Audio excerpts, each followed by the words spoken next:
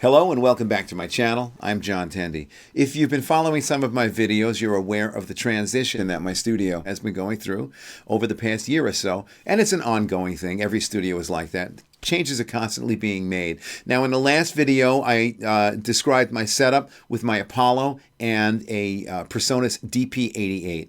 Now, what I decided to do was to take the Apollo and put it aside for mobile use. In a small gig bag with a laptop, it serves as a nice little mobile rig.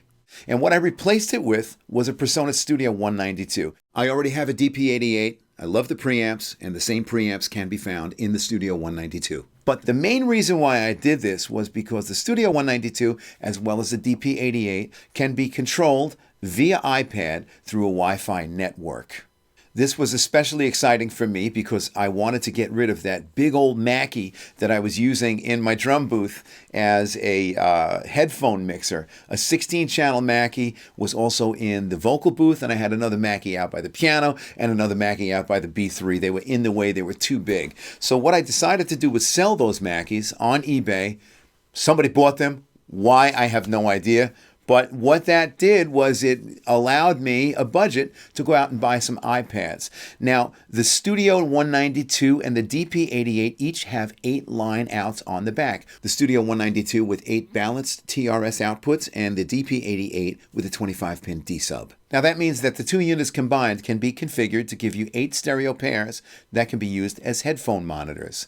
Couple this with an iPad. Each musician can configure their own mix on their own iPad at their own station via Presonus Universal Control and UC Surface Control. And this configuration does not limit you to Studio One. You can use this setup in Logic, you can use it in Pro Tools, whatever digital audio workstation you prefer.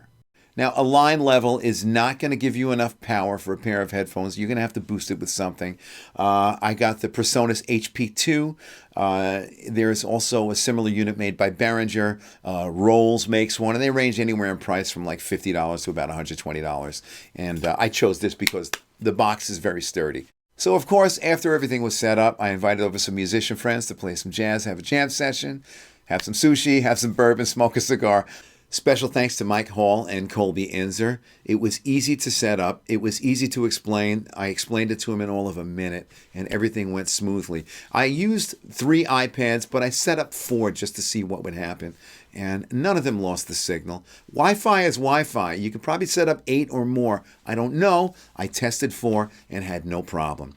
And if you have someone in the studio that's not iPad savvy, if you will, you can adjust their mix from the desk. If they're going to have a problem with an iPad, they would have had a problem with a mixer, a real mixer anyway. So in that case, you can control it from here. It's also important to know that the Studio 192 has 2 headphone connections on the front, both of which can be assigned to their own separate mix as well. So this configuration allows for 10 separate stereo pairs. Now remember, even though we're using Wi-Fi to control level and panning of our monitor mix, it's not as if the mix itself is going through a Wi-Fi path. It's not going to have a Bluetooth type delay. The headphones are hardwired to the hardware, which is sending signal pre-CPU, so there is near zero latency.